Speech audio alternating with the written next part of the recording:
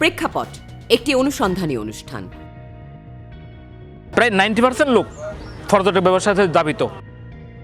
এখানে এখন দুর্ভিক্ষের হাওয়া বইছে। 2 মাসের জায়গায় আর 1 মাস বাড়ালে হয়তো ভালো হতো।